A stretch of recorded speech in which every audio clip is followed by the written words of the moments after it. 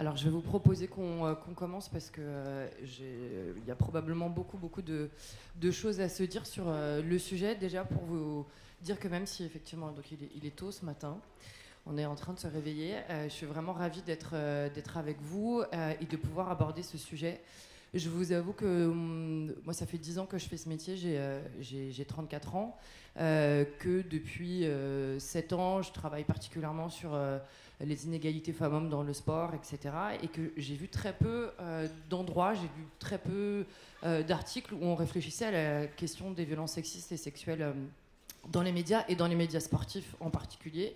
C'est ce qui m'intéresse. Et quand j'ai lu les livres de Rose Lamy, préparez-vous pour la bagarre, défaire le discours sexiste dans les médias, et puis en bon père de famille, ça m'a renvoyé à beaucoup de choses dans ma jeune carrière de journaliste, et je me suis dit mais il faut absolument que tous les journalistes aient réfléchi à tout ça et que tous les journalistes aient lu ces livres. Donc voilà, ça a participé de ma réflexion. Et puis il se trouve que alors pas par hasard, mais des copines journalistes de sport m'ont parlé de ce livre-là, donc du livre de Ludovic Ninet sur l'affaire Cécillon.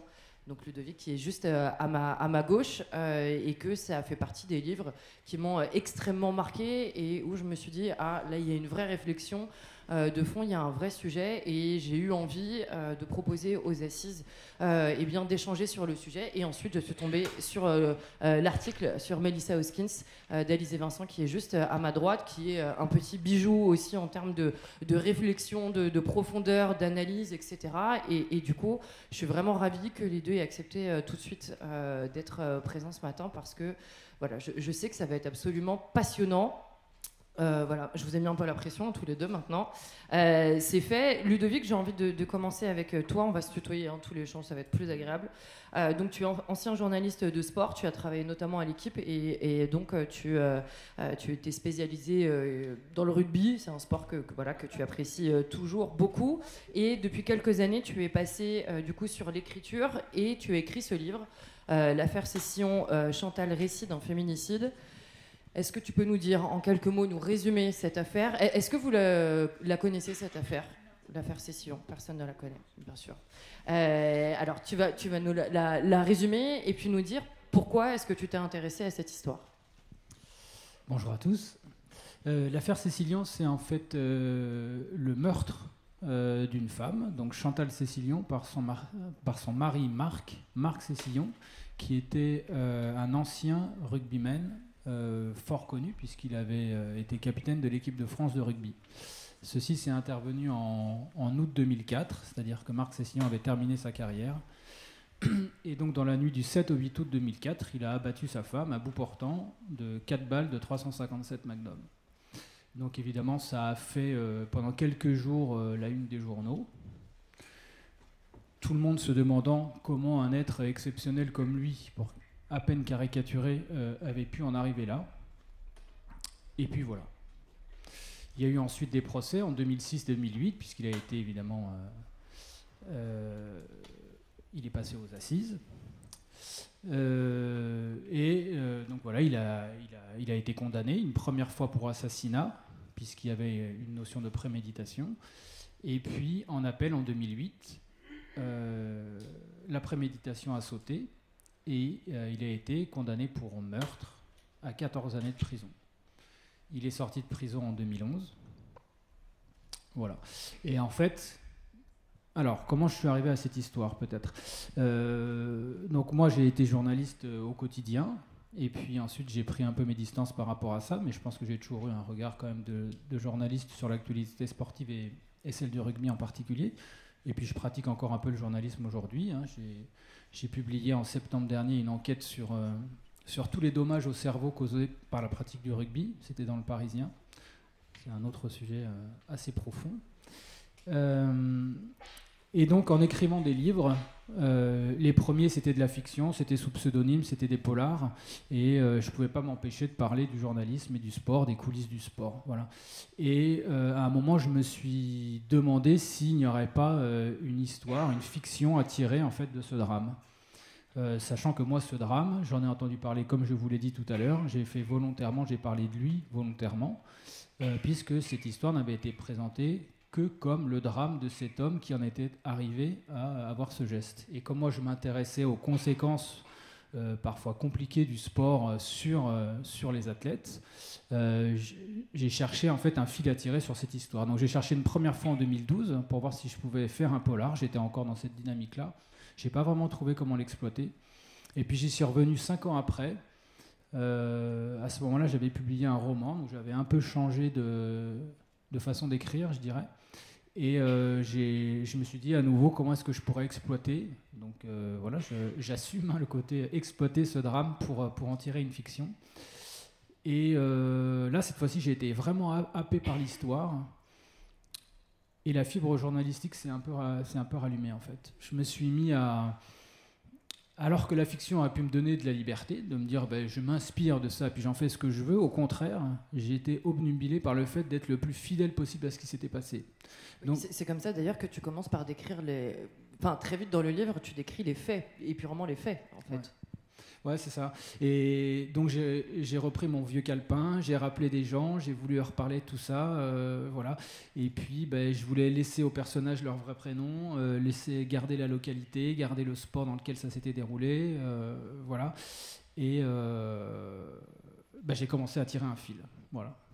Parce que pour vous replacer un petit peu l'ambiance, donc c'est dans la nuit du 7 août 2004 à Saint-Savin en Isère.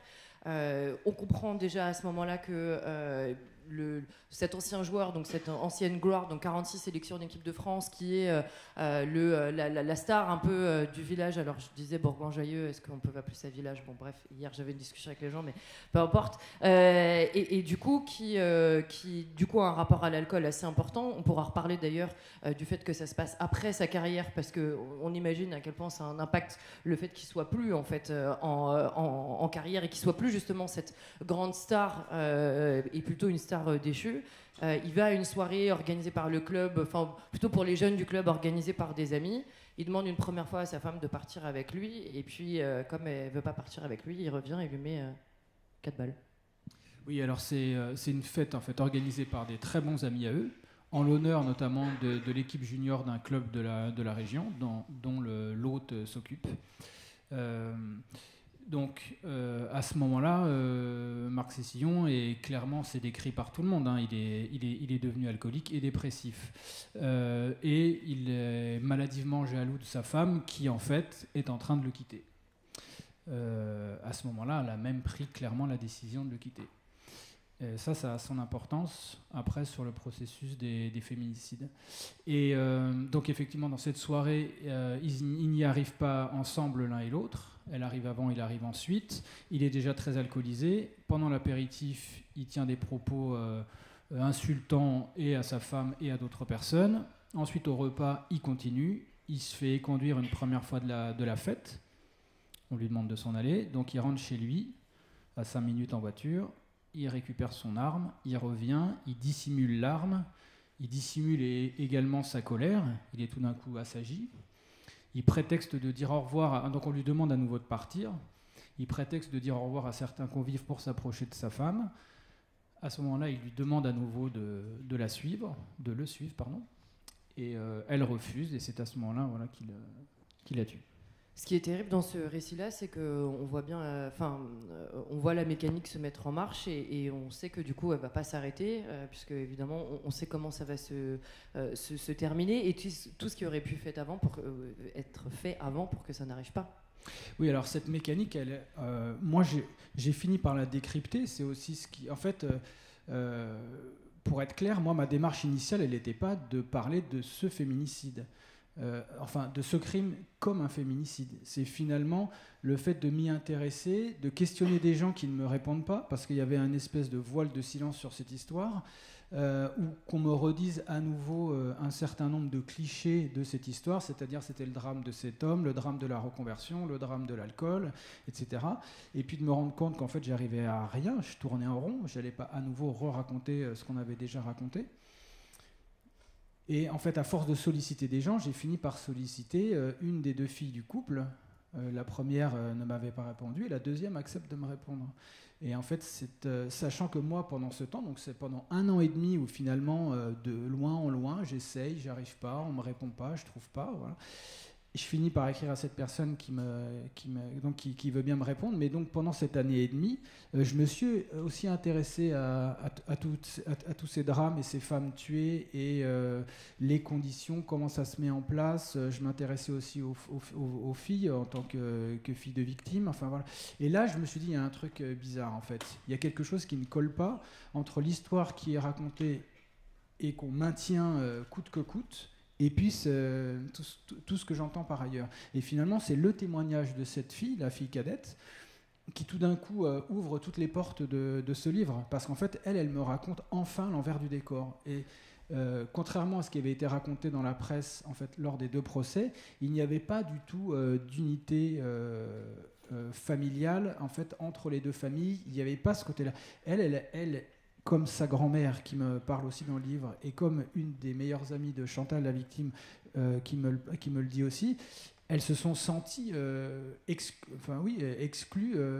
Céline emploie le terme autant accusée que l'accusée finalement. Parce qu'elle ne rentrait pas dans ce récit du drame de cet homme. Elle voyait, elle, et à raison, le drame de leur mère, qui était occulté. Voilà.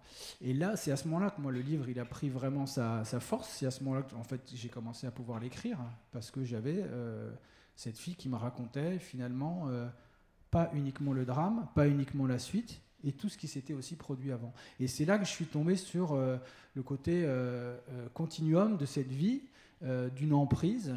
Là, en l'occurrence, plutôt psychologique. Il n'y avait pas de maltraitance physique, si ce n'est que l'homme en question vivait sa vie en toute liberté avec toutes les compagnes qu'il avait envie d'avoir, et que la femme devait le supporter. Voilà. Et donc, on en arrivait à ce crime qui n'était pas, comme ça avait été présenté, un instant de folie passagère sous alcool, mais la conclusion d'une domination d'une 20aine d'années. Et comme par hasard, au moment où la femme avait pris la décision de partir, elle était éliminée. Dans le livre, tu parles, et là tu viens d'en parler aussi, de la réception à l'époque de ce qui a été présenté. Du coup, tu t'es replongé effectivement dans ce récit. Donc le récit des journaux, des médias, c'est uniquement celui-là, c'est-à-dire celui effectivement d'une folie passagère qui exclurait du coup toute violence systémique. Oui, en gros c'est ça. Où c'est comme si, parce qu'il y a quand même un moment, au moment du drame, pendant quelques jours où ça s'ouvre, et quand même lors des procès, où sont, entre guillemets, éventées les coulisses de la vie de cet homme. Tout d'un coup, on nous raconte que c'était un homme qui était un gros fêtard, qui passait sa vie à faire la fête, à s'alcooliser. Voilà. Mais ça dure très peu de temps, et puis ça se referme. Et ce drame n'est analysé à l'époque que autour de vraiment du moment du drame et des quelques semaines en gros qui le précèdent, pas plus loin. Il faut quand même se replacer dans le contexte. On est en 2004, on est loin du recul qu'on peut avoir aujourd'hui, de la connaissance même de ces processus de domination. Voilà. Et en fait, ce qui est raconté à l'époque, oui, c'est de toute façon, on est centré sur cet homme, centré sur l'homme, vraiment sur le drame de cet homme. Et alors, ce qui est quand même intéressant, c'est qu'au premier procès, la peine va être de 20 ans pour assassinat, alors que 15 ans avaient été requis. C'est-à-dire que les jurés décident de donner une peine plus lourde. Et on peut penser qu'à ce moment-là, c'est justement le jugement de cette vie qui en a fait voir en gros de toutes les couleurs à cette femme qui n'avait rien demandé. Voilà. Et après, en 2008, donc 2 ans après, c'est le procès en appel, avec un avocat très réputé qui est aujourd'hui garde des Sceaux, Éric Dupond-Moretti, qui change complètement le récit. Et c'est lui qui va faire basculer en fait l'image de cet homme. Donc d'ailleurs, sa plaidoirie, elle est quand même... elle est historique, je dirais. On peut la retrouver sur Internet ? Elle est facilement retrouvable, cette plaidoirie ? Je pense, en tout cas, elle a été listée dans les grandes plaidoiries du XXIe siècle. Et en fait, c'est une plaidoirie qui fait passer l'auteur du crime pour clairement un très pauvre type, et un type, en gros, qui n'a pas fait exprès. Voilà. À qui on peut trouver, ce sont les termes, des circonstances atténuantes. Voilà. Et de nombreuses circonstances atténuantes. Et c'est ça vraiment qui va rester en fait, parce qu'on reste sur ce jugement. Cette plaidoirie, elle est même présentée par certains journalistes comme violemment humaniste, parce que les éléments de langage, on pourrait dire, de l'avocat, c'est de dire qu'il faut juger cet homme à hauteur d'homme, non pas la star de rugby qu'il a été. Voilà. Alors qu'en fait, tout de son comportement vient aussi de sa position de star, hein, puisqu'il faut expliquer que cet homme était l'emblème de la ville de Bourgoin-Jallieu. Il a porté les couleurs et la notoriété de cette ville comme personne d'autre de cette ville avant lui. Il était l'enfant du pays, il était oui, vraiment la star, l'idole locale, l'icône locale. Et je pense qu'on peut vraiment employer ces termes quasi religieux, parce qu'il y avait une forme de culte à cet homme-là, à qui on a passé énormément de choses pour le maintenir à sa place d'idole. Voilà, clairement, on ferme les yeux.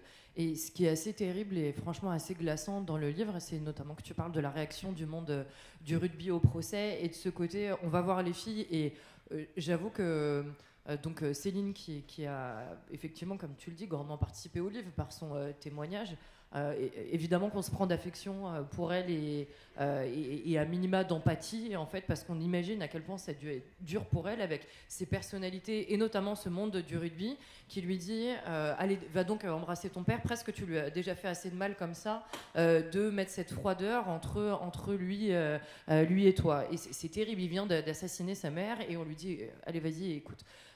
Il y a des grands noms hein, du rugby, Serge Blanco, etc., qu'on connaît encore très bien et qui ont des situations qui sont en situation de responsabilité encore aujourd'hui.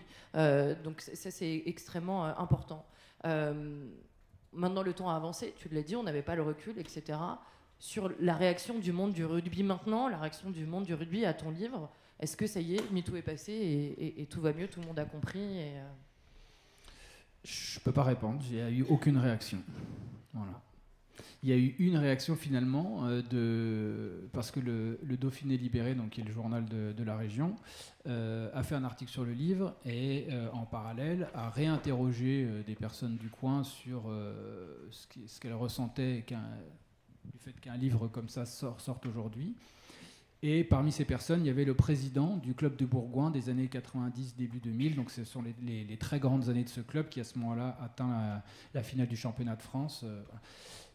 Et lui, donc il s'appelle Pierre Martinet, a reconnu qu'ils avaient fait une erreur en zappant complètement cette femme. C'est la seule personne du monde du rugby qui publiquement a eu une réaction. J'ai eu un SMS d'une personne que je ne mentionnerai pas, mais qui m'a écrit en me disant qu'il avait été très touché par ce livre, et c'est tout. Voilà. Aucune réaction. Les médias rugby en ont parlé, hein, les médias sportifs, certains médias sportifs et certains médias rugby l'ont fait. Voilà. Sinon, le monde du rugby, je n'en ai aucune idée. Est-ce que, pareil, pour mettre un petit peu de profondeur sur le sujet, est-ce que toi, tu continues de suivre l'actualité sportive ces dernières années, et est-ce que, du coup, tu vois la résonance de l'affaire Marc Sessillon dans d'autres affaires? On ne les cite plus, toutes les affaires entre Benjamin Mendy, Mohamed Aouas, etc., de ces derniers mois, de ces dernières années. Il se passe quasiment plus une semaine sans qu'il y ait des sportifs qui soient liés à des violences sexistes et sexuelles.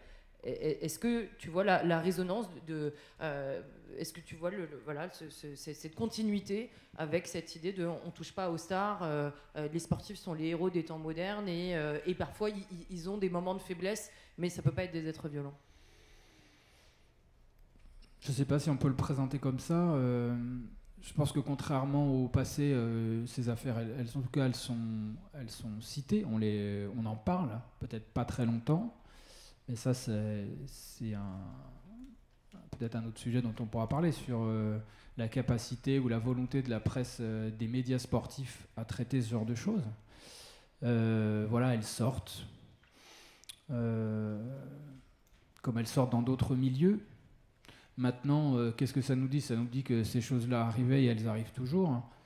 C'est vrai que moi, ce livre, ça m'a emmené vers ce sujet qui était à la base pas forcément mon champ d'expression professionnel, et j'y suis venu comme ça. Si ce n'est quand même, je m'en suis rendu compte que dans mon premier polar, qui a été publié en 2012, mais que j'ai écrit en 2008-2009, il se trouve que c'est dans le monde du football, et il y a une grande star française qui maltraite sa femme, justement. Moi je me suis dit, ça c'est étonnant, ça veut dire que ça... C'est quand même dire que tu étais sensible au sujet. Voilà. Quand même. Mais depuis, disons que je m'y intéresse plus uniquement pour mon information personnelle. Hein. J'aimerais poursuivre dans cette voie. Donc en fait, je m'y intéresse pas tant par l'actualité que par des réflexions plus profondes. Tu parlais tout à l'heure de Rose Lamy. Voilà, ce genre de travail-là dans lequel je me plonge, on va dire, depuis un peu plus d'un an maintenant. Voilà, donc ça peut-être presque ça intensifie la perception du fait qu'on en parle, ça jaillit, voilà, puis hop, ça redisparaît. On en parle un moment, et puis voilà. Si on prend le cas tu parlais de Mohamed Aouas, donc, qui était un pilier de l'équipe de France de rugby, qui depuis n'est plus sélectionné en équipe de France de rugby, qui il y a un peu moins d'un an, il y avait une vidéo de lui, on le voyait maltraiter sa femme, lui mettre une balayette, et puis voilà, la tirer par les cheveux, je crois. Bon, depuis, sa carrière a été un peu changée, puisqu'il devait aller dans un grand club. Finalement, il est parti jouer en deuxième division, mais semble-t-il, il va revenir dans son club initial. Bon, voilà, c'est passé. Cet homme continue à jouer au rugby, on ne peut pas l'en empêcher. Mais bon, voilà, je sais pas. Je sais pas si tu veux aborder ce sujet maintenant, mais la presse sportive, en fait, elle est très centrée sur la performance. Elle est là pour parler de la performance des sportifs. Voilà. Mais en fait, le sport est innervé de tout ce qui innerve la société. Mais si on commence à traiter ces sujets-là dans la presse sportive, a priori, elle n'est pas là pour ça.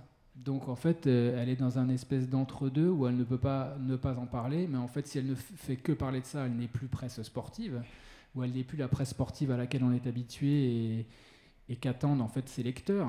Donc voilà, donc qu'est-ce qu'on fait? On continue à parler de tous ces matchs qui s'enchaînent, où c'est un véritable storytelling qui est quand même fait, et qui happe aussi. Moi, c'est ce qui fait que j'ai pris du recul à plusieurs reprises. Je trouve qu'on est happé par cette espèce de répétition permanente de couverture de la compétition.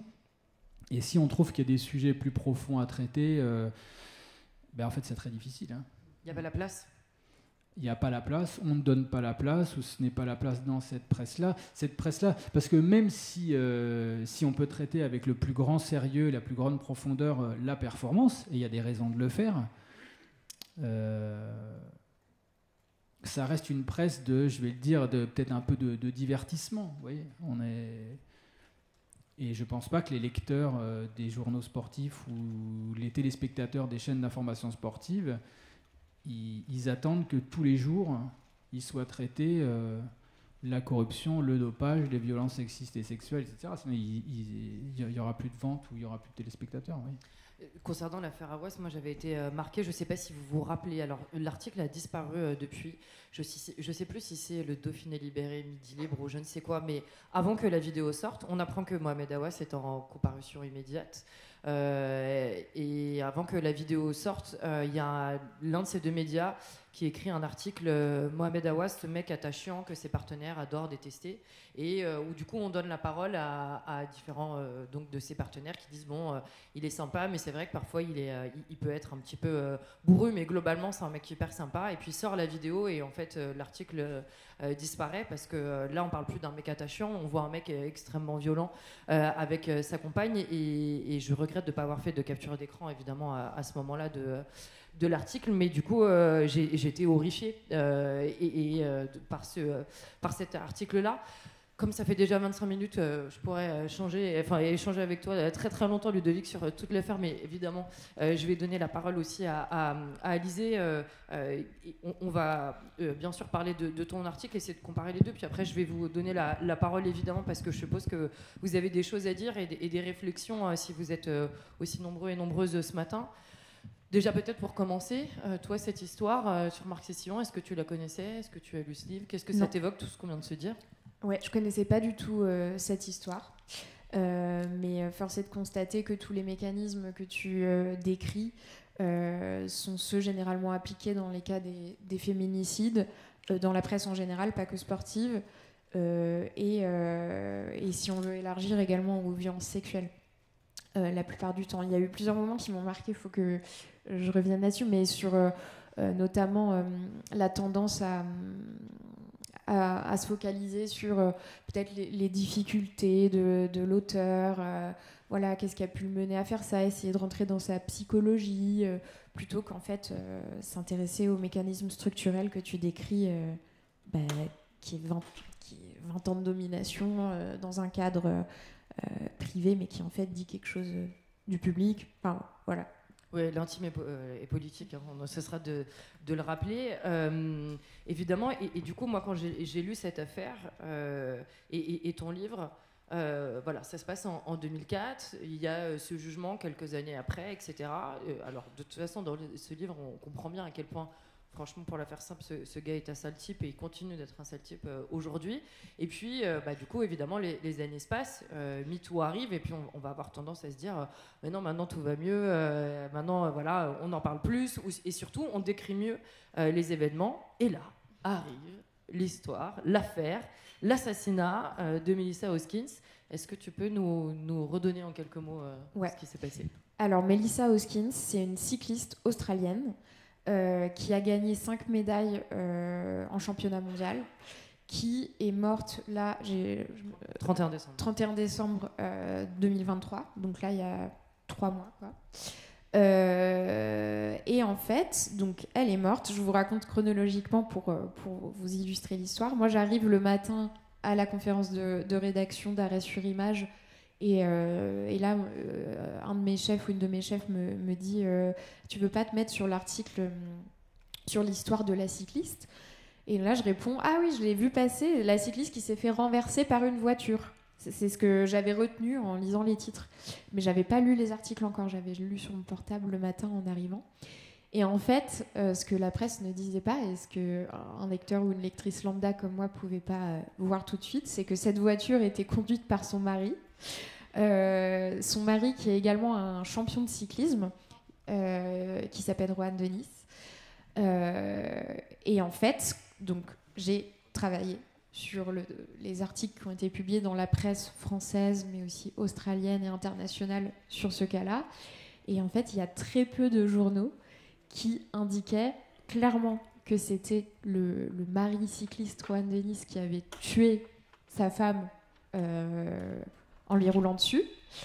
En fait, il y avait plein de problèmes. Je ne sais pas si je les détaille maintenant. Si, alors notamment, ce qui revient beaucoup, et tu l'as déjà un petit peu dit, c'est cette fameuse voiture tueuse. C'est ça. Pas de chance pour Melissa Hoskins, elle est tombée sur une voiture tueuse. C'est ça. On n'écrit jamais que c'est Rohan Dennis, le champion de cyclisme, ou son mari qui l'a tué, qui lui a roulé dessus. C'est la voiture, le véhicule qui l'a tué, qui lui a roulé dessus. Donc on ne sait pas, il y a plein d'articles où on ne sait même pas par qui il est conduit. C'est-à-dire qu'il y a pas mal d'articles où on lit, voilà, Melissa Hoskins morte après avoir été renversée par une voiture, son mari est mis en détention provisoire ou quelque chose comme ça. Donc en fait, on est censé nous-mêmes faire le lien, comprendre que c'est peut-être lui qui a roulé. Enfin, on ne sait pas, c'est pas expliqué. Et effectivement, le CNews titre cyclisme, la femme de Rohan Dennis se serait accrochée à la voiture et aurait été traînée sur plusieurs mètres. Le Parisien, après s'être accrochée à la portière de la voiture, elle a été traînée sur plusieurs mètres selon des médias locaux. C'est une façon de totalement déresponsabiliser Rohan Dennis ? Ouais, volontaire ou involontaire, ça je peux pas présumer de l'intention des journalistes derrière ça, mais en tout cas, le fait... En fait, il faut aller dans le détail. Quand on est journaliste, en tout cas en presse écrite, on travaille avec les mots. Employer des mots, c'est induire des idées, donc c'est très important. Et là, en fait, quand on va dans le détail, on regarde qu'elle est actrice de tous les verbes d'action. Donc en fait, c'est elle qui s'est accrochée à la voiture, c'est elle qui s'est traînée, et ensuite elle s'est retrouvée, comme par magie, sur le capot, et elle est morte. Donc, enfin là, vraiment, la main de l'auteur, dont on ne sait pas encore s'il est... coupable parce qu'il n'y a pas eu de procès, etc. Mais la main de l'auteur est totalement gommée, on ne sait pas qui c'est. Et oui, c'est comme si, en fait, si on ne connaît pas bien le détail, si on ne fait pas l'effort d'aller lire d'autres articles, de s'intéresser, on peut se dire qu'en fait, je sais pas, je vais exagérer, mais elle a eu une crise de nerfs, elle s'est accrochée à la voiture et puis c'est un malheureux accident. Alors que c'est peut-être complètement différent, c'est peut-être un féminicide. Et ce mot-là, sur lequel pourtant on aurait dû avancer avec MeToo, etc., la presse fait certains efforts. Certains titres de presse font des efforts, pas tous, avec ce terme-là. On le trouve que très rarement dans une minorité d'articles. C'est ça, c'est ce que tu dis, c'est qu'en fait, tu cites par exemple BFM qui utilise le mot de féminicide, mais sinon on ne le met pas, alors qu'effectivement c'est rentré quand même dans le vocabulaire. Et ce qui est assez étonnant, c'est qu'en plus, du coup, ça dépend presque du journaliste qui écrit l'article, parce que tu cites 2 papiers de l'équipe. Qui du coup qui revient sur la carrière de Melissa Hoskins et qui décrit toute sa carrière en disant ça y est, elle est décédée et voilà tout ce qu'elle a fait, mais on sait toujours pas ce qui s'est passé. Et un autre article de l'équipe qui là dit les choses. L'article qui dit les choses a été publié 5 heures avant l'autre. Ouais, c'est ça qui est vraiment incroyable. Donc j'apprends effectivement que Melissa Hoskins est morte en étant renversée par une voiture conduite par son mari. Donc je lis la nécrologie, c'est-à-dire l'article, le portrait un peu post-mortem de Melissa Hoskins dans l'équipe, qui est quand même le journal de référence. Je me dis que toutes les infos vont y être. Et en fait, dans l'article, on ne sait pas de quoi elle meurt. C'est-à-dire qu'elle peut être morte du cancer, elle peut être morte, j'en sais rien moi, en tombant, en faisant de l'escalade, on ne le sait pas, ou même à vélo. C'est même pas écrit qu'elle a été renversée par une voiture, et encore moins qu'elle a été conduite par Rohan Dennis, le grand champion de cyclisme. Et comme tu le précises, ce qui est vraiment encore plus fou, c'est que pourtant, 5 heures avant, l'équipe publiait un autre article dans lequel ces informations étaient présentes. Donc, là, il y a vraiment un énorme problème. Parce que non seulement ça veut dire que le ou la journaliste qui a écrit la nécrologie... les nécrologies sont souvent écrites bien en amont. Vraiment à l'avance, en fait. On ne les écrit pas une fois que les personnes sont mortes. On les écrit en amont. Donc, la personne ne pouvait pas savoir. Mais ça veut dire que tout le circuit des chefs à l'équipe, les personnes qui relisent, les éditeurs, éditrices, secrétaires de rédaction, red chef et tout, n'ont pas fait l'effort de vérifier ça et d'intégrer cette information capitale qui change complètement une nécrologie. Et il y a des articles qui, à l'inverse, se concentrent uniquement sur lui et dressent un portrait du coup de Rohan Dennis.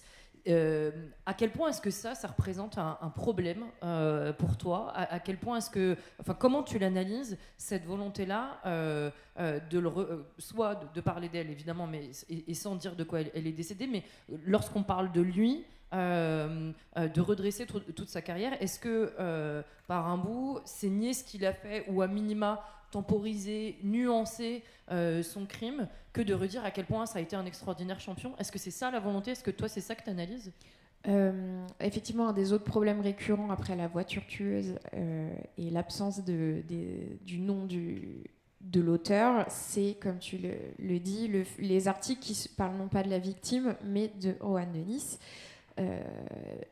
Alors là, pareil, je peux pas du tout présumer de l'intention des journalistes. Je peux vraiment pas dire que leur but c'est d'invisibiliser Melissa Hoskins ou autre. Par contre, ce que je peux dire, c'est que c'est un effet, c'est une conséquence de ces choix-là.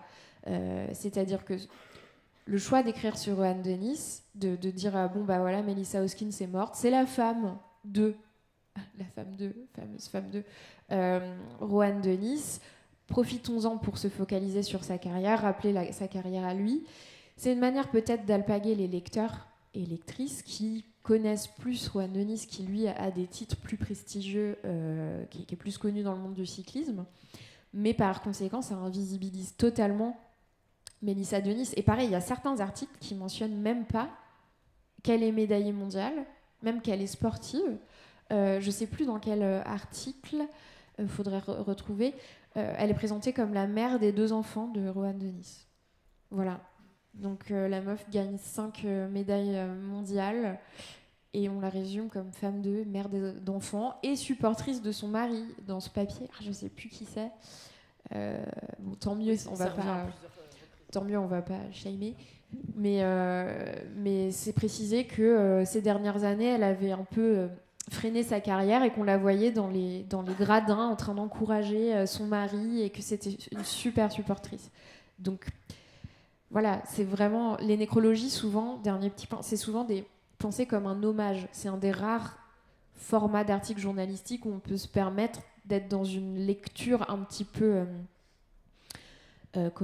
empathique avec la personne qui vient de mourir, pas toujours, pas systématiquement, quand c'est des criminels de guerre, bon, voilà. Mais en tout cas, quand c'est des personnalités sportives, culturelles, on a tendance à avoir un regard bienveillant. Et là, c'est l'inverse de ça, et ça nous informe même pas sur les faits, et sur elle. Oui, j'ai envie de rebondir parce qu'il s'est produit exactement la même chose donc avec Marc Cécilion. Et en fait, je me demande si ça dénote pas quelque chose, presque l'incapacité du monde des journalistes sportifs à réaliser, en fait. C'est-à-dire que, comme si, moi j'emploie ce terme, il faut trouver des raisons exogènes déjà à ce que l'homme en soit arrivé là. Ça peut pas être lui, il y a forcément des raisons extérieures. Psychologiques, voilà, c'est ça. Donc là, ça a été un peu le cas avec ce cycliste. On raconte qu'il était assez instable, qu'il avait fait des choses bizarres avant dans sa carrière, quittant notamment le Tour de France en pleine compétition, que c'était vraiment bizarre, voilà. Mais le fait de rappeler à quel point ce sportif a un palmarès, a été un grand sportif, c'est presque comme si, là c'est le ressenti que j'ai maintenant, de se dire, on n'arrive pas à réaliser que ce type qui était si incroyable sportif, en fait, il puisse faire ça, et donc on est obligé encore de se raccrocher à cette belle image de sportif, parce que comme si un peu sinon le rêve s'effrite de manière trop violente. Enfin, puis, voilà. Alors moi j'ai appelé c'est ce qu'on doit faire évidemment en tant que journaliste, le contradictoire. J'ai appelé plusieurs journalistes que je mettais en cause dans mon article pour leur demander pourquoi ils avaient fait ça, pourquoi ils avaient parlé de Rohan Dennis en rappelant toute sa carrière avant de parler un tout petit peu de Melissa Hoskins en fin d'article. Pourquoi ? Peut-être qu'il y avait des raisons légitimes que je voyais pas et puis pour confronter ma critique à leur regard. Et en fait, ils réalisent même pas ce qu'ils font, ce que ça peut produire dans l'imaginaire des lecteurs, des lectrices et de l'imaginaire collectif du coup. Puis il y a aussi, on se trouve des excuses, des raisons du style, ce que j'ai expliqué tout à l'heure, c'est pour justement intéresser les lecteurs et les lectrices qui connaissent pas Melissa Hoskins. Si on met Melissa Hoskins en titre, tout le monde s'en fout, personne va cliquer. Donc on est obligé de parler de Rohan Dennis, de le mettre en titre, comme ça finalement ça va servir son histoire à elle. Les gens vont cliquer et ils vont découvrir son existence. C'est se trouver des prétextes, des justifications que j'ai inclus dans mon article, et pas se rendre compte qu'en fait, on a aussi une responsabilité dans nos choix éditoriaux, et c'est une vraie responsabilité que de faire ce choix-là. C'est pas juste par stratégie. Enfin, c'est vraiment se raconter une histoire, je trouve, là, pour le coup. Je trouve que ce qui est très intéressant aussi dans ton article, qui est disponible sur Internet, vous pouvez le retrouver facilement, l'article d'Alizé Vincent, tu parles du choix des photos. Et je trouve ça très très intéressant parce que du coup, il y a plusieurs médias qui font le choix de mettre des photos du couple heureux. Et du coup, ça crée évidemment un énorme décalage avec l'information et ça fait tout de suite écho à ce que j'avais pu entendre de la part de journalistes particulièrement impliqués sur les questions écologiques qui disaient il faut arrêter de mettre des photos du coup de personnes en train de manger une glace devant une grande étendue d'eau pour parler de la canicule. Ça n'a aucun sens de parler de la canicule en mettant en mettant une étendue d'eau, etc. On est en train de dévoyer la réalité quand on fait ça. C'est la même chose en mettant des photos d'un couple heureux. Oui, et ça aussi c'est une récurrence. Donc là, dans le cadre de Melissa Hoskins et Rohan Dennis, il y avait des photos de eux à Noël, bras dessus, bras dessous.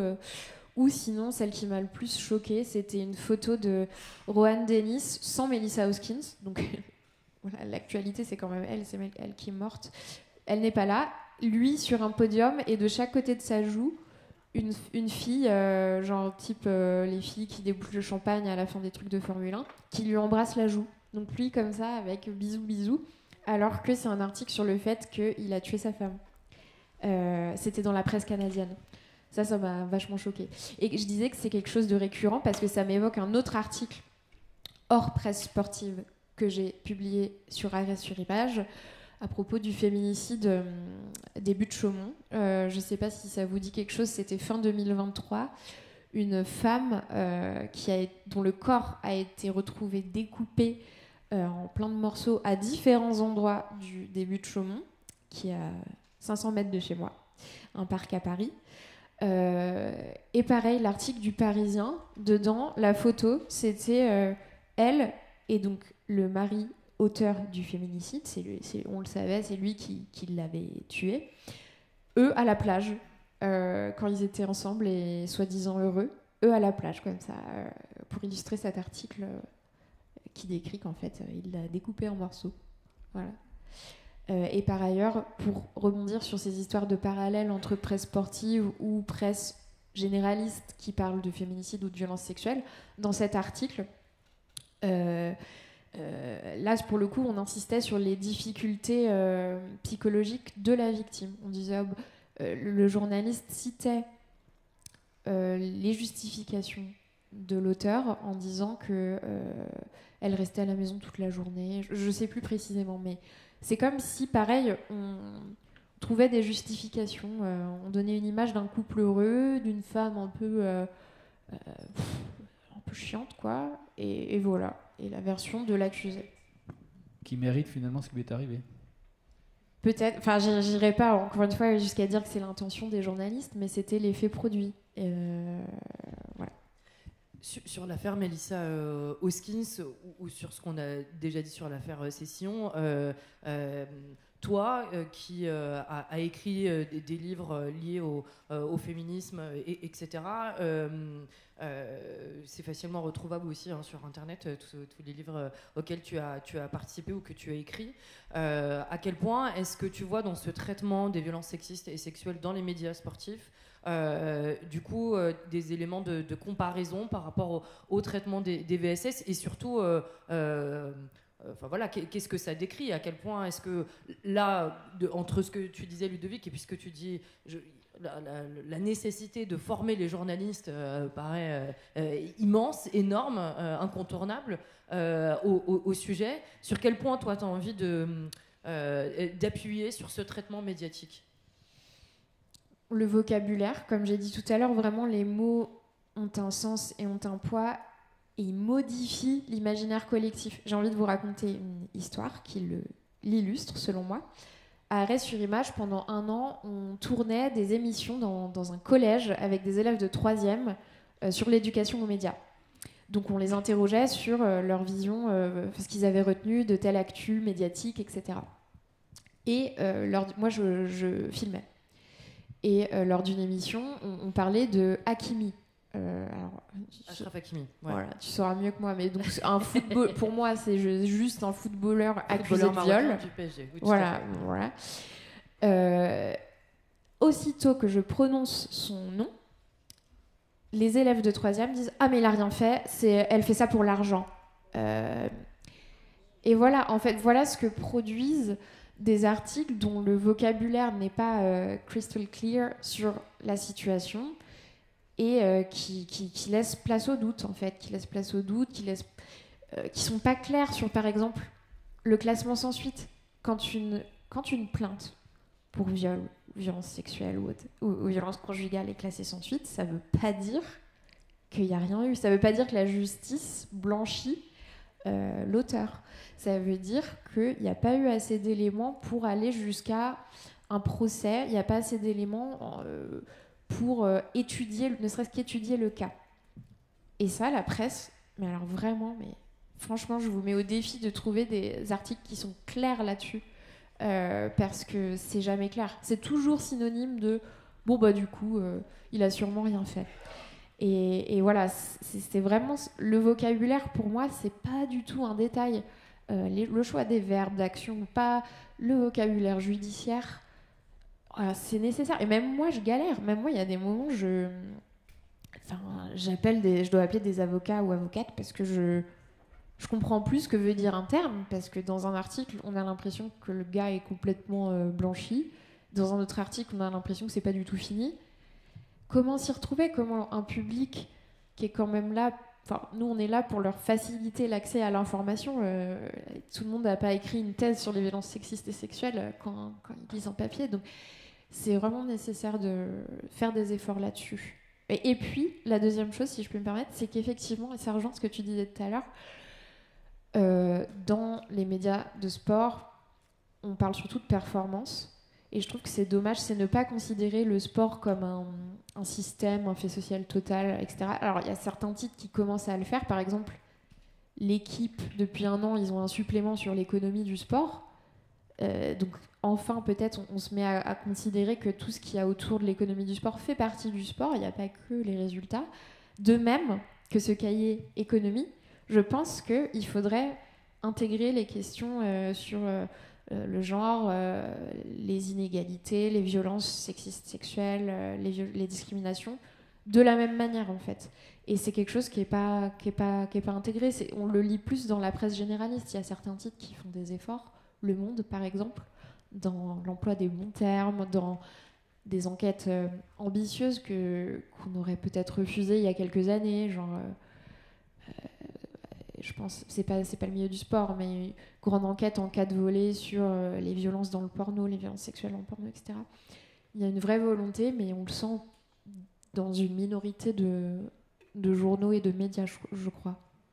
Ludovic, tu as envie de réagir à ça? Après, je vous passe la parole sur cette incapacité qu'auraient les journalistes sportifs à considérer, on va dire le vocabulaire de la justice, mais ça demande du boulot, tout simplement, et deux, ces stars comme du sport comme autre chose que ces stars du sport, tout simplement comme des hommes à part entière qui du coup peuvent évidemment se rendre coupables de crimes et délits. Je ne sais pas si c'est une incapacité des journalistes, parce que comme on peut le voir dans certains domaines, je vais prendre l'exemple de tout, le rugby est donc le sport que je connais le mieux et que je suis de près. Il y a eu ces dernières années tout un travail mené une fois encore par l'équipe sur la Fédération française de rugby, sa gestion, la corruption, etc. Et des journalistes qui juste là étaient cantonnés ou étaient focalisés sur la performance sportive se sont mis à aller sur un autre terrain, et j'en ai discuté avec eux. C'est quelque chose qu'ils ont découvert, qu'ils ont de mieux en mieux traité, et donc ils se sont armés à ça. Ça veut dire que, a priori, quand on est journaliste, on a quand même le cerveau qui est bien fait, on a une démarche curieuse, on a envie de comprendre les choses pour pouvoir les expliquer. Donc il n'y a pas de raison que ce soit... c'est pas un problème d'incapacité, je crois pas. Je pense que c'est carrément je le vois comme ça, une forme d'orientation, c'est-à-dire qu'on ne se dirige pas vers la presse sportive pour ces choses-là. Pour avoir été parfois enseignant auprès de jeunes qui se destinaient, de jeunes étudiants qui se destinaient au journalisme, ceux qui souhaitaient être journalistes sportifs, c'était parce qu'ils adoraient regarder des buts, ils avaient envie d'être au contact des stars, de raconter les buts et les performances qu'ils voyaient. En fait, et souvent, si je peux me permettre, des stars masculines. Aussi, oui, parce que de toute façon, ça, tu saurais mieux le dire que moi. Ce qui alimente le problème, je trouve. Celui-là en particulier, la presse sportive étant elle-même majoritairement masculine et traitant majoritairement de sport où on regarde plus les hommes que les femmes. Voilà. Mais donc... Enfin, oui, c'est un peu ce que je disais tout à l'heure, en fait. La presse sportive, les journalistes sportifs ne se dédient absolument pas à ça. Donc, en fait, ce serait un refondement complet, d'une certaine manière, de cette presse-là. Mais je pense qu'on peut faire, j'ose, sans bien maîtriser le sujet, un parallèle avec la presse culturelle et tout ce qui se passe dans le cinéma, où, en fait... des journalistes sont là pour décrire les œuvres, comme on décrit la performance dans le sport. Ils sont au contact de ces grands acteurs ou réalisateurs qui sont des artistes, comme on peut considérer les sportifs comme des artistes ou des stars à leur manière. Et tout ce qui peut y avoir derrière de social, sociétal, je ne sais pas quoi, de la démarche qu'on devrait avoir presque anthropologique ou de sociologue parfois pour vraiment comprendre un milieu et pouvoir le décrire et bien le traiter, elle est mise de côté. Si je peux me permettre, je vais peut-être être un peu dure envers la presse sportive que je connais pas très bien par ailleurs, donc tu me corrigeras, mais je trouve qu'il y a la presse sportive me semble en tout cas encore plus en retard que les autres. Je suis assez d'accord avec ce que tu dis, mais par exemple, je pense à Télérama ou l'Obs là, qui ont fait des dossiers pour essayer de comprendre l'envers du décor des révélations de Judith Godrèche, le monde du cinéma, etc. La presse sportive, je me rappelle, il y a genre 5 ans, on applaudissait parce que l'équipe avait parlé des règles des femmes dans le sport. Enfin, il y a des moments, j'ai envie de dire, j'en ai marre d'applaudir des poissons qui nagent, Enfin... voilà, je trouve que c'est encore plus dur, mais ça s'explique par plein de, comme tu dis, enfin, comment dire, la structure de la presse sportive, mais en tout cas, bon, moi ça me semble encore plus en retard que d'autres. Alors pour redonner le chiffre de ce que tu donnais, ce que tu disais effectivement sur le traitement genré de l'actualité sportive, c'est 9% à peu près en presse écrite d'articles dédiés au sport, au féminin, et 4,8% à la télévision dédiés aux retransmissions sportives féminines. Alors Jean-Philippe Leclerc, le numéro 2 de l'équipe, avec qui je me prends régulièrement la tête et voilà, à qui je dis régulièrement que ces chiffres sont nuls, etc. Et puis qui me dit c'est ça l'information sportive. Bon bref, qui était là hier.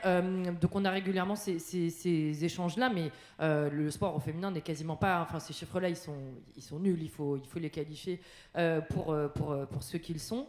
Et je trouve ça très intéressant que tu fasses le parallèle avec le monde de la culture, parce qu'en plus ces derniers temps il y a plusieurs personnes qui l'ont fait également. Alors j'avoue que je lis moins la presse culturelle et effectivement Télérama, donc j'avoue que j'oserais pas dire que le sport est en retard sur la culture, parce que j'ai l'impression que le déni dans la culture est aussi énorme et qu'on a accepté et justifié des choses par rapport à Polanski et d'autres. Enfin voilà, de la presse et pas du oui. Mais en tout cas il y a j'ai la sensation sur la presse sportive que c'est plutôt une forme de schizophrénie.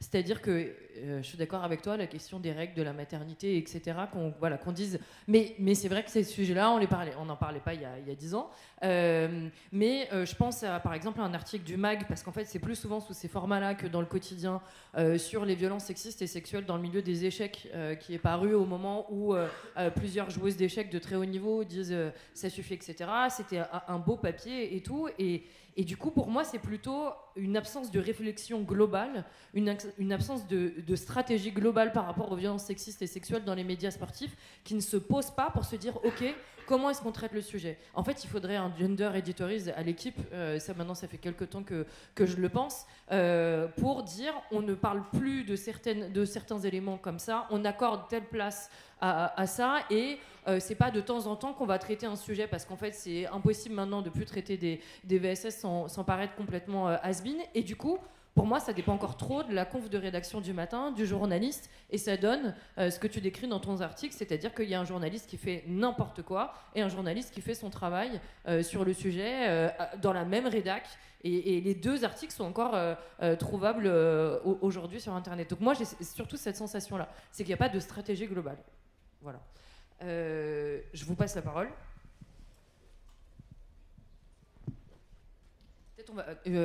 Combien de personnes à peu près, juste lever la main, celles et ceux qui veulent prendre la parole. Je pense que vous allez être beaucoup, donc si ça vous va, on en prend 1, 2 ou 3, et ensuite je redonne la parole. Alors j'aimerais revenir sur la spécificité, on va dire, de la presse sportive. Il y a aussi un écosystème, notamment en France, où il y a une hégémonie d'un titre, qui est l'équipe.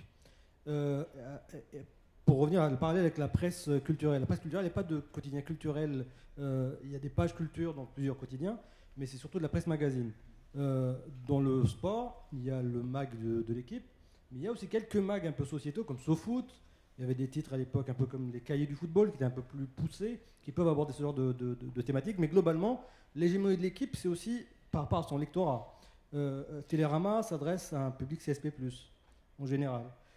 L'équipe, c'est plus généraliste. Donc je pense que c'est aussi cette démarche commerciale qui fait qu'on n'aborde pas tout de suite ce genre de sujet. Ça n'arrive pas tout de suite, ça crée ce décalage. Je pense que c'est aussi l'une des raisons qui fait qu'on n'attaque pas ces sujets-là dans l'équipe notamment. Vous n'avez pas de questions ? J'en prends juste une autre et après je vous laisse réagir. Bonjour, merci. Moi, je suis étudiante à l'école de journalisme de Grenoble et forcément, par rapport à ma position, je m'interroge un peu sur les solutions, j'ai envie de dire, justement face à ce problème. Et justement, je pense que mes camarades me rejoindront, mais nous, on s'interroge aussi sur la place accordée au traitement des violences sexistes et sexuelles dans notre formation. Et en l'occurrence, si je prends notre cas à Grenoble, c'est une conversation qui est en filigrane. Et pourtant, là, on est sur un projet autour de la question du féminicide. Et voilà, ça arrive en mars, en M1. Et en fait, j'ai presque envie de dire que c'est trop tard parce qu'en début d'année, on a déjà été confrontés à des violences, que ça soit sur le terrain, au contact, notamment du milieu du sport, etc. On a des récits. Et vraiment, si je prends le cas des étudiantes de ma promotion, il y a déjà eu des situations où on s'est senti en danger. Alors, je sais que ça se fait de plus en plus, que ce soit avec votre association ou avec Prenons la Une, d'intervenir dans les écoles. Mais est-ce qu'il n'y a pas un projet plus global à porter et limite une formation sur le traitement et aussi sur la manière, peut-être sur se protéger en termes de droits, etc., à faire auprès des étudiants.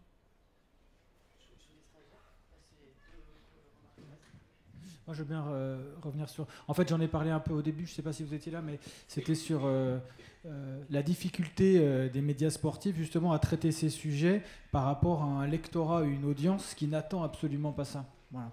Et Mejdaline aussi parlait du fait qu'il y a des raisons...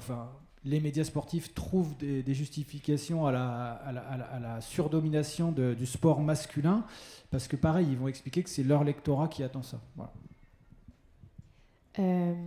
Pour te répondre, je me permets de te tutoyer. Quelle solution ? Effectivement, comme tu le soulignes, il y a de plus en plus d'interventions d'associations, que ce soit LGBT ou Prenons la Une ou MeToo Média aussi maintenant qui fait des interventions en école. Mais comme tu dis et comme on a dit, je crois, au fil de cette conférence, ce qui serait intéressant, c'est que ce genre de questions soit amené de manière structurelle, en filigrane un peu tout le temps.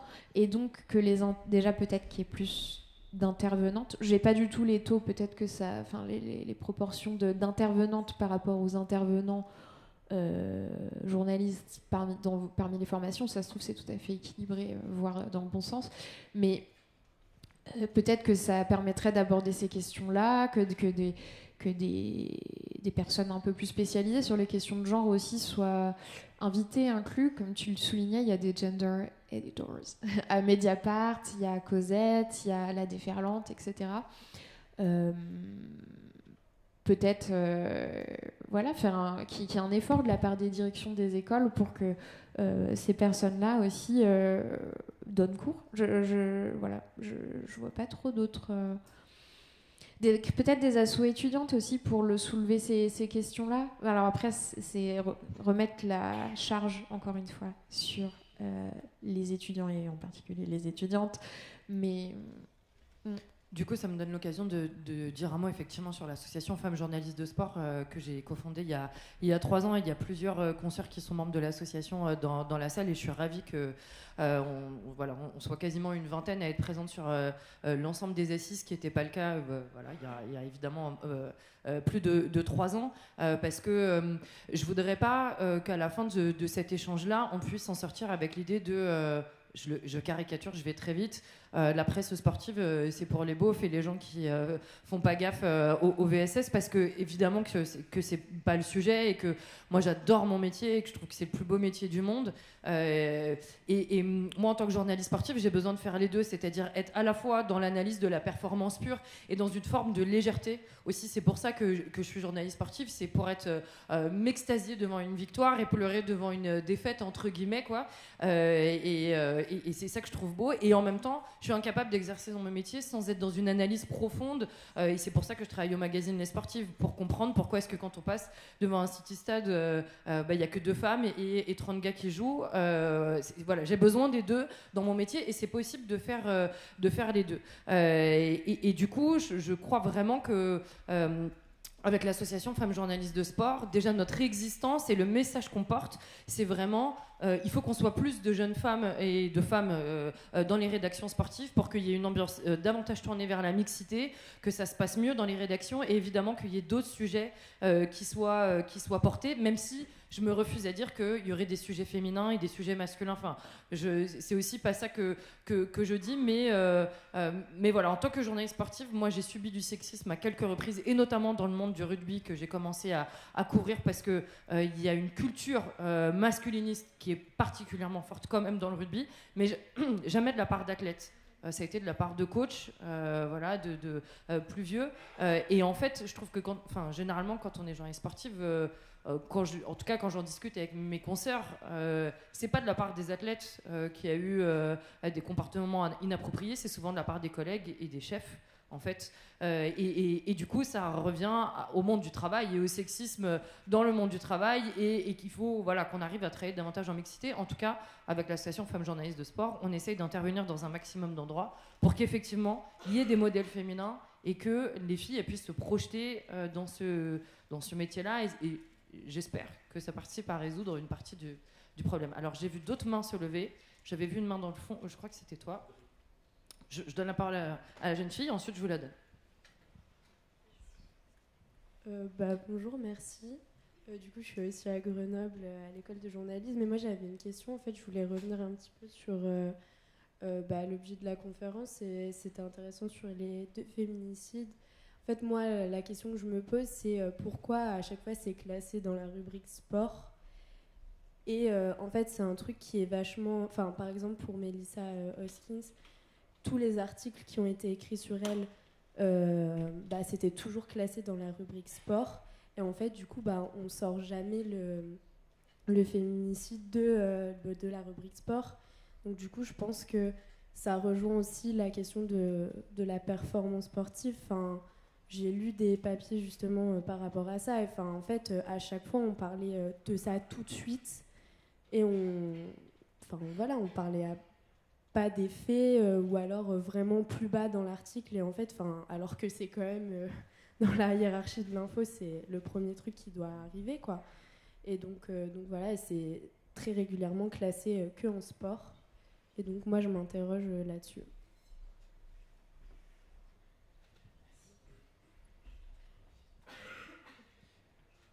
Bonjour et merci à vous deux, à vous trois, à vous deux de la complémentarité de votre intervention.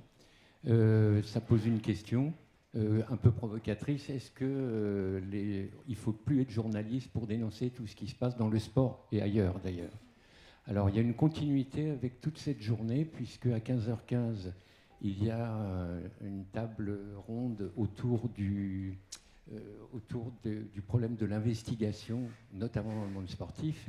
Et ce soir, au Cinéma Studio, j'ai organisé au nom du Cinéma National Populaire le débat qui va avoir lieu à partir du film, et où Élisée sera modératrice. La question que je me pose, c'est cette continuité-là. Donc, est-ce que, comme vous, il ne faut plus être journaliste, vous l'êtes encore, mais est-ce qu'il faut être écrivain plutôt que journaliste pour dénoncer tout ce qui se passe dans le sport? Et on va le retrouver tout au long de la journée, avec tout ce qui est du point de vue sexiste, je dirais.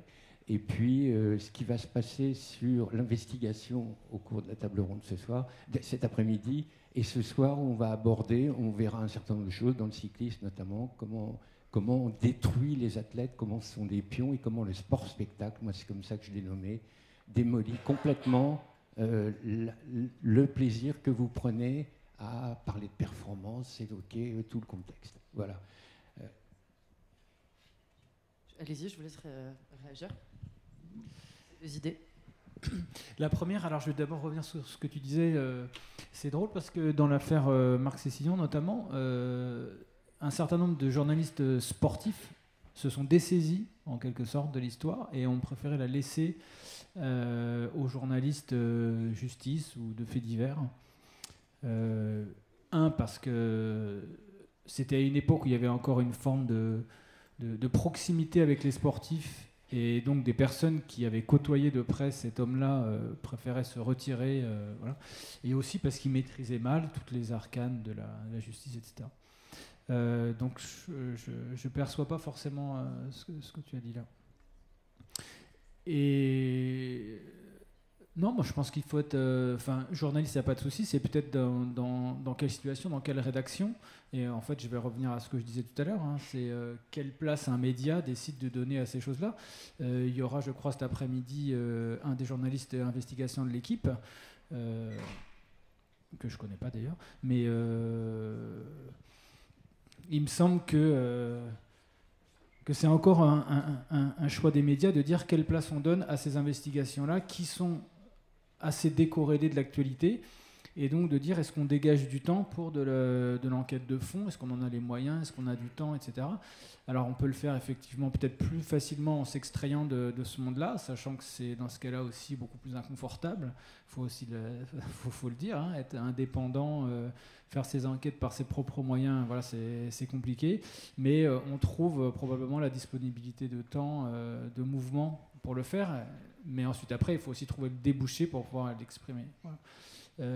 L'enquête que j'ai faite par exemple que j'ai publiée en septembre dernier sur ces conséquences dramatiques de tous les chocs que vivent les rugbymen et qui ont des dégâts à long terme sur leur cerveau, j'ai pu la faire en connivence, on va dire, avec une rédaction, avec des gens qui étaient d'accord pour me suivre là-dedans.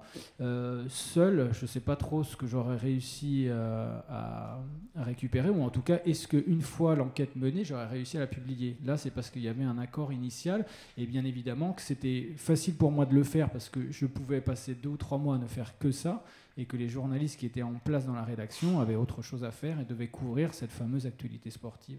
Voilà. Sur la question des rubriques, merci pour cette question. C'est vraiment une interrogation, je pense. Et ça dit beaucoup du choix des rédactions qui sont un peu embêtées de savoir où placer ces actualités-là. Une des solutions, je n'ai pas de propos là-dessus, je ne sais pas mon conseil, j'en sais rien, mais une des solutions, ce serait, comme tu l'as suggéré, des gender editors et des vraies rubriques axées sur les violences sexistes et sexuelles. Parce que, comme je l'ai dit au début, pour moi, c'est un vrai fait de société. C'est comme l'économie, c'est comme l'écologie, qui, il y a quelque temps, n'existait pas, peu dans les médias. C'est un vrai pan de la société, de ce qui se passe, et ça dit beaucoup, et ça se passe dans le sport aussi, mais un peu partout. Donc on pourrait dire que une des solutions serait de créer des nouveaux espaces parmi les médias, ou alors de traiter ces faits-là de manière plus exhaustive partout dans chaque rubrique, mais ça dépend du bon vouloir de chaque journaliste, donc c'est une solution plus incertaine, j'ai envie de dire. Sinon, j'ai pas de... Il y a de la presse spécialisée, il y a des médias qui se focalisent sur le féminisme, les questions de genre, de violence sexuelle. J'ai travaillé pendant 6 ans chez Cosette, donc ça existe, mais effectivement, on a un problème de classement. Où les mettre, quand on veut lire des infos là-dessus, que faire? Est-ce qu'on lit que les pages de Libé, de Mediapart? Est-ce qu'on s'abonne à Cosette? Est-ce qu'on compte sur l'équipe pour être mis au courant? Vraie question. Il faut lire un peu de picoré. Et la deuxième question, sur faut-il abandonner le journalisme? Moi, je pense au contraire qu'on a besoin plus que jamais de journalisme pour traiter ces questions-là, parce que le journalisme, c'est quoi? C'est établir et analyser des faits et informer les gens. Donc ça va pas plus loin que ça. Enfin, moi, je me considère pas du tout comme militante. J'ai travaillé dans un média qui se dit féministe, mais parce que on traite des questions de genre, et évidemment, chaque média a une ligne édito et est situé, mais jamais il y a une grande différence entre établir des faits et essayer de faire émerger des vécus, des sujets de société, et essayer de convaincre des gens à la force de méthodes et de discours spécifiques au militantisme. Et pour moi, c'est très distinct. Et je pense que pour avancer, le journalisme est plus que nécessaire, même peut-être a peut-être une force de frappe plus globale que le militantisme. J'en sais rien, mais bref, on en a plus besoin que jamais. Merci. Je voudrais témoigner parce que je suis une ancienne victime de violences conjugales. J'ai obtenu gain de cause il y a 22 ans, jour pour jour. Mais malheureusement, comme je suis une ancienne correspondante de presse, ancienne écrivain franco-luxembourgeoise, publiée, en fait, je confirme que mon affaire est arrivée en même temps que l'affaire Outreau, ce qui nous a porté préjudice, à moi et mes enfants. Et il y a 17 ans, j'ai créé l'association Touraine Luxembourg pour justement encore plus médiatiser ces sujets, actuellement jusqu'en Israël. Parce qu'en tant que victime et témoin de victimes qui sont mineurs actuellement, qui sont mineurs et majeurs, cabossés par le système de l'aide sociale à l'enfance, que je médiatise actuellement avec plein de collectifs, de familles, de femmes qui ont été désenfantées, de mamans désenfantées, qui ont pris le courage, comme je l'ai fait, de médiatiser nos affaires, parce que c'est devenu dramatique. Eh bien oui, moi j'estime qu'on a encore plus le devoir de reprendre ce métier. Moi, c'est ce qui m'a permis de tenir, de surmonter toutes ces épreuves, pour pouvoir encore plus être crédible et justement revenir sur ce fiasco judiciaire qui a été l'affaire Outreau. Et médiatique. On est d'accord, mais oui, on est d'accord. Et la plupart des amis victimes, comme Pauline Bourgoin, dénoncent encore actuellement les revers de ces affaires qui nous ont porté préjudice, qui portent préjudice à nos enfants, et donc au système judiciaire de protection de l'enfance de l'État français qui vient d'être condamné la semaine dernière par l'avocate maître Serrada, qui a eu le courage de sortir un livre pour dénoncer les placements abusifs et qui vient d'obtenir condamnation de l'État français pour la succession des placements abusifs dont nos enfants et nous sommes victimes. Donc oui, en effet, il faut encourager nos métiers, il faut encore plus insister pour les mettre en valeur, parce qu'on a un rôle important, tant sur le territoire national européen que jusque dans les pays qui sont en conflit actuellement. Voilà, merci.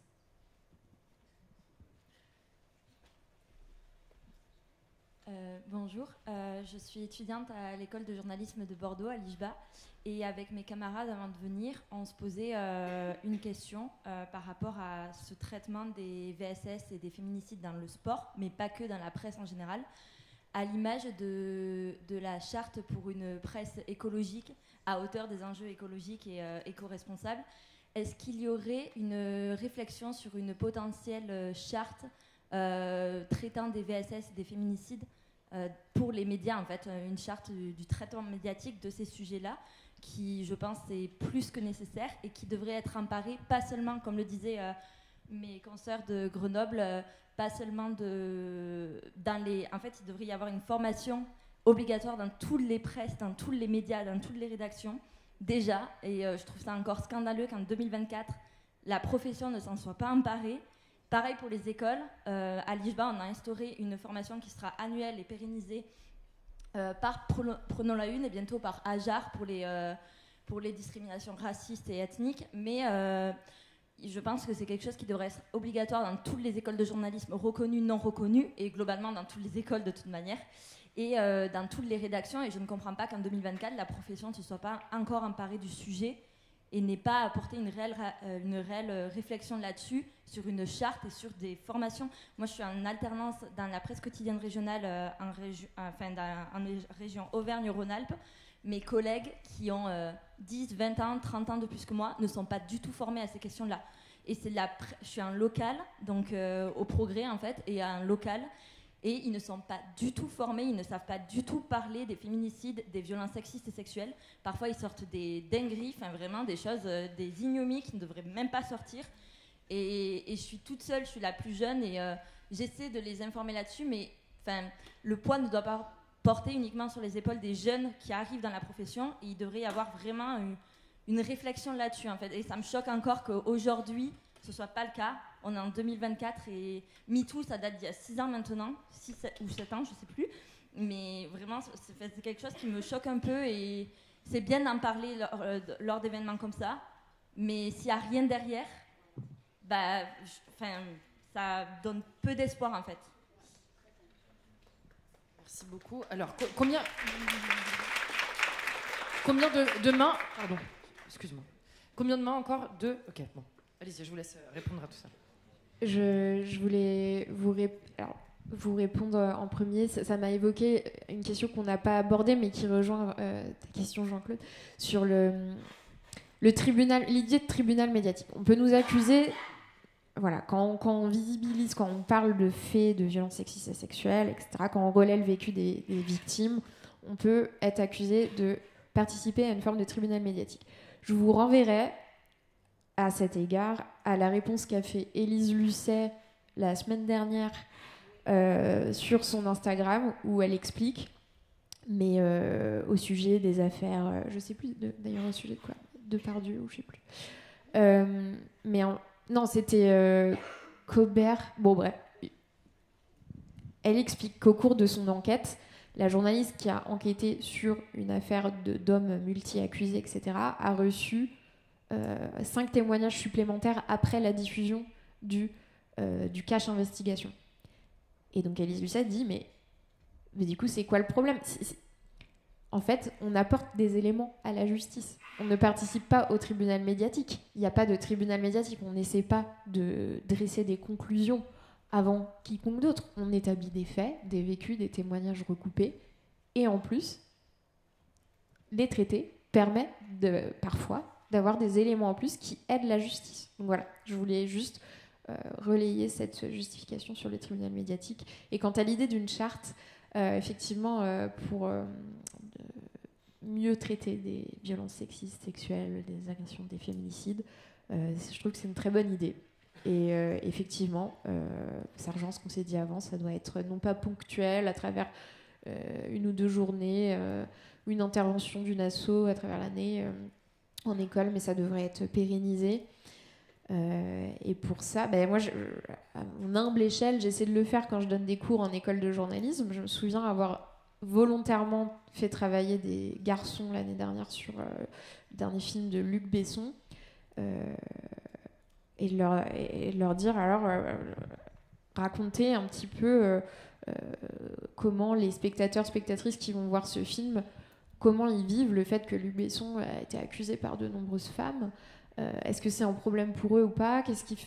Pourquoi ils vont voir ce film? Est-ce qu'il peut y avoir c'est pas pour les mettre en cause, c'est pour comprendre comment c'est vécu, digéré par les gens. Les étudiants savaient même pas de quoi je parlais. Et donc voilà, pour moi, ça fait partie de mon travail de formatrice de rappeler ça et montrer que c'est un sujet. Enfin, ça fait partie du sujet. On peut faire une chronique sur le film qui sort, mais on peut aussi trouver d'autres questionnements autour de ça. Donc voilà, j'invite aussi les intervenantes en école de journalisme à essayer d'intégrer ça de manière constante en fait à leur cours. Voilà. Oui, juste pour rebondir sur cette histoire de charte, je pense qu'il faut aussi réaliser que cette problématique de VSS, pour l'appeler comme ça, c'est quelque chose de nouveau dans le fait qu'on en parle autant dans notre société, mais c'est un fait de société ancestrale, en fait. Là, si on s'intéresse vraiment à ce sujet, c'est le viol, l'inceste, le sexisme, ça irrigue notre société qui est basée sur la domination masculine depuis des années. Donc, c'est aussi avec les changements de génération, avec une façon de voir le monde différente, que les choses changent. Et c'est pas étonnant, sans vouloir stigmatiser, que des personnes qui ont tant d'années de métier et qui n'ont jamais traité ces choses-là, qui peut-être ont vécu par contre ces choses-là aussi dans leur vie de près ou de loin, ne soient pas capables d'avoir du recul, de les traiter avec un regard critique, etc. C'est malheureux à dire, mais il est probable qu'il faille des passages de génération pour que vraiment ça s'inscrive, que le regard critique sur ces choses-là s'inscrive durablement dans notre monde, en fait. Voilà.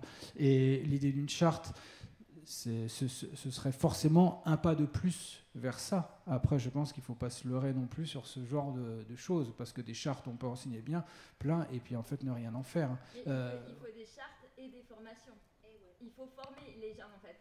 Bien Et sûr, dire bien que sûr. oui, ça va se renouveler au fur et à mesure des générations, je suis d'accord, mais on ne fera pas bouger les choses s'il n'y a pas de formation derrière. Et Ah là, bah, c'est la on invite vos rédaction et de la profession aussi. Bien sûr. Et je crois que par rapport à ce que tu disais sur le fait de ne pas être seul et que ça repose sur les jeunes et les jeunes femmes dans les rédactions, je crois que vraiment le fait d'être dans des associations de journalistes, en vrai c'est comme ça qu'on est forte et c'est comme ça qu'on n'est pas isolé. Hein. C'est d'adhérer à Prenons la Une, c'est d'adhérer à Femmes journalistes de sport. C'est voilà, pour ne pas être seul, il faut s'associer véritablement. Et il faut évidemment que les hommes prennent part à ce combat, évidemment. Mais ça fait partie des solutions.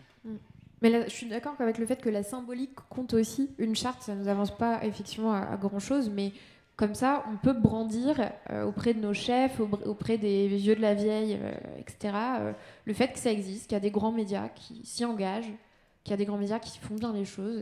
Et voilà, la valeur d'exemple, je trouve, est utile de leur rappeler ah, mais regardez ce que fait Le Monde, Mediapart, Libération. Arrête, suivez-moi. Voilà. Bonjour, je vais faire écho au témoignage de l'étudiante de l'école de journalisme de Bordeaux. Mardi soir, il y avait une soirée de débat organisée autour de la question du sport féminin et de la médiatisation des journalistes féministes, des journalistes féminines, pardon. On a pu parler. On a pu ressortir plusieurs témoignages d'étudiants, pas que d'étudiantes d'ailleurs, d'étudiants qui allaient se confronter aux rédactions sportives et qui ressortaient de cette expérience un peu dégoûtés par justement les différentes blagues sexistes, racistes ou encore homophobes. Je prends les grands exemples, mais il doit y avoir d'autres sujets encore que j'oublie.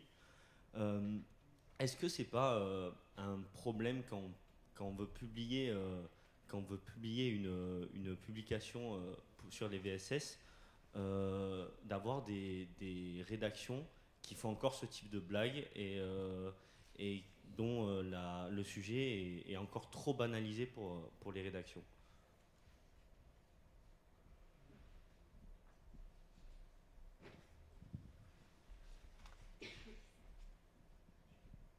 Bonjour, c'est juste un rajout par rapport à tout ce qui a été dit et un partage d'expérience. Je suis journaliste algérien, je dirige un journal, c'est-à-dire que je suis le décideur de ce qui peut passer ou pas. En 2017, on avait décidé, justement, pour la journée du 8 mars, de faire une édition entièrement sport féminin. Et quand je dis sport en Algérie, c'est 90% de football. Donc on a fait un journal de 24 pages, la même chose qu'on fait quotidiennement, mais que du foot féminin. C'était quelque chose qui avait super bien marché, qui a été retweeté. On avait eu des partenaires qui nous avaient suivis sur le coup. Mais juste pour apporter quelque chose à votre réflexion et le débat, j'ai la double casquette, je suis journaliste et je suis gérant. Ça veut dire qu'il y a aussi des exigences économiques. Si nous, par la suite, on a voulu rééditer l'expérience et on n'a pas trouvé de partenaire pour financer le projet, ben, le numéro il a été fait sur 2 ans et ensuite il s'est arrêté. Et je crois bien qu'à l'époque, c'était quelque chose je pense qu'on était les seuls. Hein. Il n'y avait pas d'exemple pareil d'une édition quotidienne d'un quotidien de sport. Et du coup, il y a cette problématique. On peut décider d'être volontariste, d'aller dans ce sens-là, mais ensuite, il y a des exigences économiques qu'il faut prendre en considération. Et si je rejoins ce qu'avait dit mon collègue tout à l'heure, en France, il y a un problème de l'hégémonie de l'équipe aussi. C'est-à-dire que si les gens de l'équipe ne sont pas, entre guillemets, chauds pour traiter de ces sujets-là, vous avez bien dit tout à l'heure que la presse sportive, elle a évolué, on parle d'économie du sport, il y a la sociologie du sport, la médecine du sport, mais c'est des choses qui sont en train de se mettre en place, mais entre guillemets, il faut faire fonctionner la machine. Et ça, il y a encore une fois le problème économique qu'il faut prendre en considération, je pense. Et pour finir, peut-être penser à, je sais pas, peut-être pas donner du temps, mais moi, c'est un truc auquel je pense régulièrement. On a souhaité rééditer ce numéro, mais on n'y arrive pas pour des exigences aussi économiques pour la presse papier. Ça a un coût.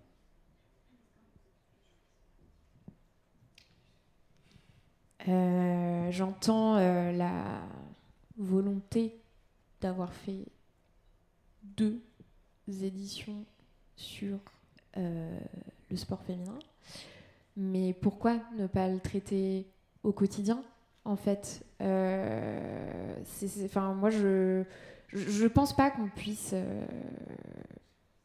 je sais pas, être et journaliste et réfléchir en termes économiques. Pour moi, c'est deux rôles différents. Et c'est là qu'on a une responsabilité éditoriale, comme on en parlait tout à l'heure. C'est des choix éditoriaux.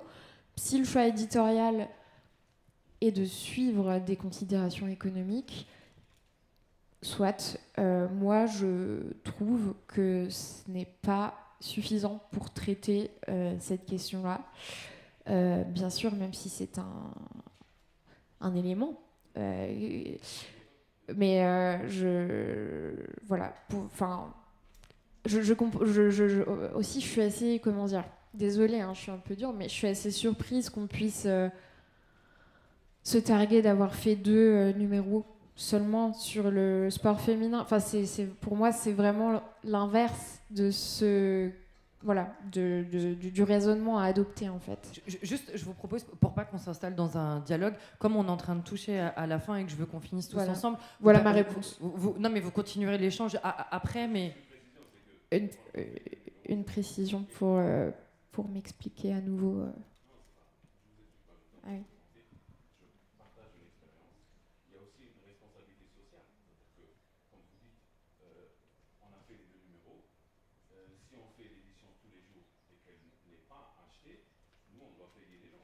Mais je pense qu'on a bien compris l'idée, mais juste comme on arrive vers la fin, je veux qu'on réponde aussi à l'autre étudiant et on pourra continuer tout à fait le débat et l'échange. J'ai oublié la question. Est-ce que ça pose, à quel point ça pose problème que les rédactions en elles-mêmes soient porteuses de VSS pour parler des VSS justement? Problème évident, enfin oui, je sais même pas quoi dire. Là, on en revient à l'éternelle question de la féminisation des effectifs, peut-être une question de génération que tu évoquais.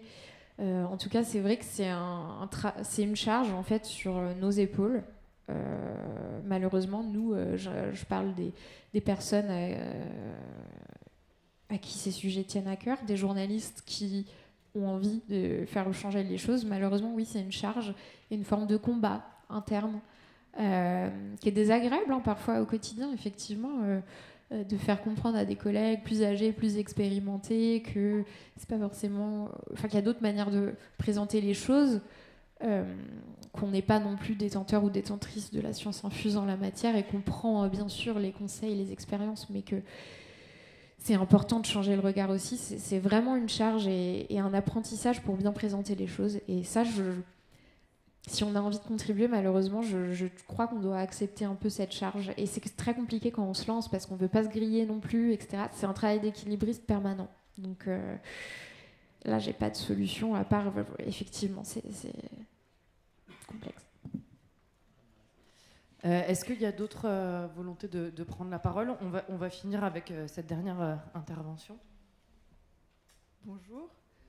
Alors moi, du coup, je suis étudiante en journalisme. Je ne suis pas en école reconnue, je suis au master de Lyon 2. Mais j'aimerais quand même rebondir sur les remarques qui ont été faites par Bordeaux. Donc nous non plus, on n'a pas de formation spécifique au traitement des VSS. Par contre, on a des professeurs qui ont travaillé sur ces sujets-là. Et donc déjà, juste le fait d'avoir des professeurs qui ont bossé là-dessus, on a pu avoir des temps d'échange avec eux, on a pu donc apprendre à recevoir la parole des victimes. Moi, ça m'a servi par exemple dans mes stages. Et j'aimerais compléter sur cette histoire aussi de formation. Je pense que c'est jamais assez tôt pour avoir cette formation-là, parce que les stages, on les fait pas, on les commence pas en école, on les commence. Enfin moi, mon premier stage, c'est à 18 ans. Ma première expérience en tant que journaliste de sport, c'est à 18 ans. Et à 18 ans, je m'en prends plein la gueule. Et enfin, j'ai vécu des journées d'enfer comme ça. Et je pense que en fait, l'expérience, c'est vraiment les rédactions qui doivent changer. Là, je suis en alternance. Ma rédactrice en chef est une rédactrice en chef. Je travaille avec 2 autres journalistes qui ont plus ou moins mon âge. L'équipe va de 22 à 27 ans. Et je vois la différence pour la première fois dans ma vie. Et je vois que j'évolue dans un milieu qui est plus sain que dans toutes les autres rédactions que j'ai eues. Et je pense que le changement doit être fait là. Voilà.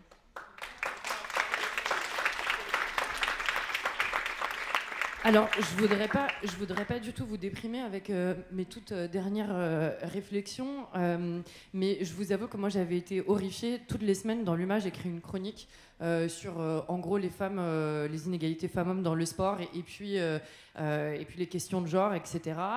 Et j'avais été horrifiée en discutant avec une jeune femme de l'association Femmes Journalistes de Sport qui est à Lille et qui me racontait comment au tournoi de football l'année dernière à Lille, il y avait eu plein de réflexions en amont avant ce tournoi où se retrouvent toutes les écoles de journalisme, des réflexions féministes sur comment on fait en sorte que ça se passe bien pour tout le monde pendant tout l'événement, qu'il y avait eu la mise en place de groupes qui allaient se déplacer pendant l'événement, et puisque du coup il y avait tournoi de foot l'après-midi et soirée en boîte le soir, qu'il y avait une safe zone, il y avait tout un tas de choses qui avaient été mises en place, et le lendemain de la fête, il y avait 7 jeunes femmes qui étaient venues voir les organisatrices pour leur dire qu'elles avaient des traces de piqûres et qu'elles se rappelaient plus de leur soirée.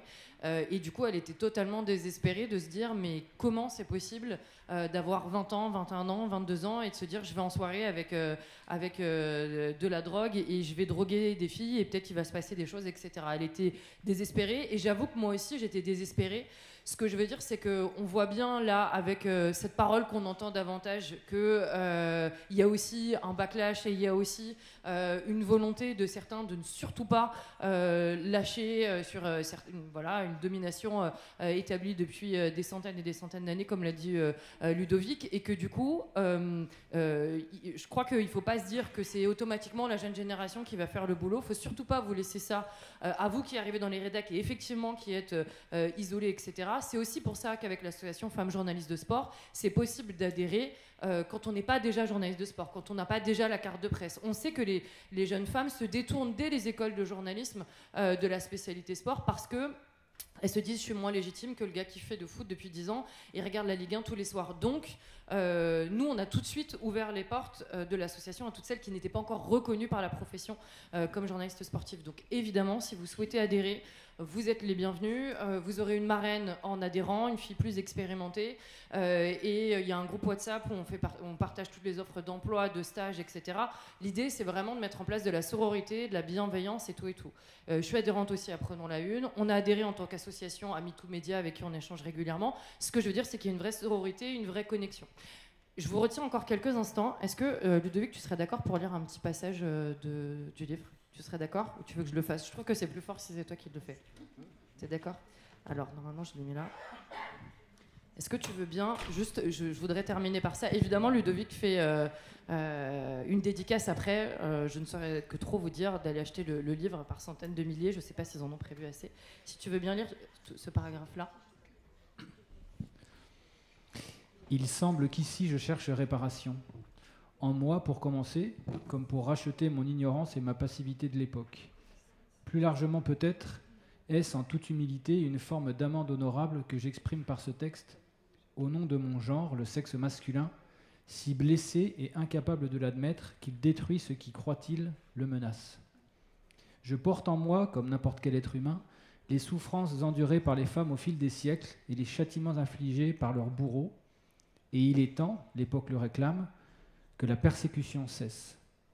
Temps de poser un autre regard sur des faits odieux pour décrypter la responsabilité collective, l'endosser puis la purger.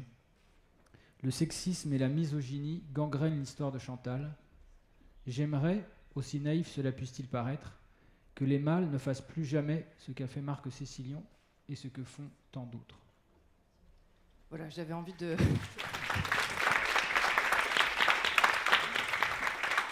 J'avais envie évidemment qu'on ait quand même ce passage-là et du coup je voudrais rajouter parce que j'ai été vraiment touchée par ce passage-là et par l'ensemble de ce livre. Ça m'a aussi renvoyé moi à ma jeune carrière de journaliste où pour faire un remplacement j'ai été envoyée au tribunal de justice d'Angoulême au moment où je travaillais à Sud-Ouest et où du coup j'étais pas sur le sport mais donc sur la justice et je me souviens de mon premier jour au tribunal. Je pense qu'à ce moment-là j'étais déjà...